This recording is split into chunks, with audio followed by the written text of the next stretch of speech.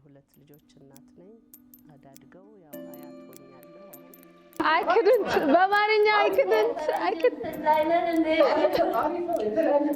ወይ ሚሞሪ እንደዚህ ውልጭ እንዲለው ያስተደገችኝ እና ኦልሞስት 3 ወር ተኩል ነበርኩኝ ወደ 4 እየገባው አይቶኝ አይሻ ምንድነው ዱባ አከልሽ አለኛ በጣም በቃ ሩድ ነው የተሰማኝ ለ 4 ነበር